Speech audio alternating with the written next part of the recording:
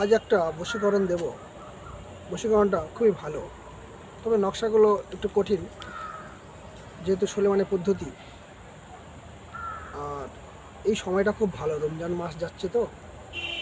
এই সময় যদি আপনি নকশাটা করেন, নকশাটা সারা বছরের যে কোনো সময় করতে পারবেন, কিন্তু যেহেতু রমজান মাস ওই জন্য আবার বলছি, তাহলে সুলেমানি পদ্ধতিগুলো খুব ভালো যোগে কাজ করে। ডাইরেক্ট আমি আপনাদেরকে ছকে চলে যাচ্ছি। ছকটা ভালো করে দেখুন, তারপর নিয়ম বলছি। ভালো করে দেখুন, ভালো করে নকশাটা দেখুন,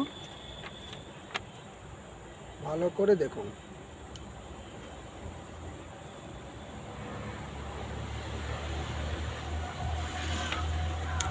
এই নকশাটা কি করবেন,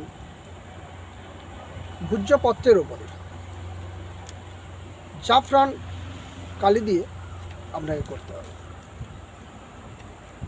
তাহলে নিয়মটা কি হলো? নিয়মটা হলো ভূর্জপত্রের ওপরে জাফরান কালি দিয়ে যন্ত্রটা খুব সুন্দর করে লিখবেন। এর নিয়ম হলো যে কোনো শনি মঙ্গলবার, যে কোনো বৃহস্পতিবার, শুক্রবার, অমাবস্যাতে লিখতে পারবেন। এই যন্ত্রটাও সেম আপনি সকালে করতে পারবেন। এই যন্ত্রটা স্বামী স্ত্রী খুব পাওয়ারফুল। এটা কিন্তু শুধু স্বামী স্ত্রীর ক্ষেত্রেই কাজ করবে। আদার্স অন্য বশীকরণ যেমন ছিল যে প্রেমিক প্রেমিকা বা অন্য কাউকে করতে পারবেন, কিন্তু এটা স্বামী স্ত্রী ছাড়া এই বশীকরণ করা সম্ভব নয়। এটা স্বামী স্ত্রীর ক্ষেত্রে খুব পাওয়ারফুল কাজ করে। নিয়ম হলো, আপনি নকশাটা আঁকলেন, আঁকার পরে যদি স্ত্রী হয়, স্বামীকে বশীকরণ করতে চায়, তাহলে স্ত্রী হাতে বাঁধবেন। আর যদি স্বামী স্ত্রীকে বশীকরণ করতে চান, তাহলে স্বামী হাতে বাঁধবেন। এটা যে কোনো কবজের মধ্যে, সে তামার হতে পারে, লোহার হতে পারে, তবে রূপোর হলে খুব ভালো হয়। যদি রূপোর কবজের মধ্যে এই তাবিজটা ভরে আপনি যদি বাঁধতে পারেন হাতে, তাহলে খুব ভালো কাজ করবে। দেখবেন যদি স্বামী করে স্ত্রীর জন্য, তাহলে সেই স্ত্রী স্বামীর অনুকূলে হয়ে যাবে। আবার যদি স্ত্রী স্বামীর জন্য করে, তাহলে স্বামী সেই স্ত্রীর অনুকূলে হয়ে যাবে।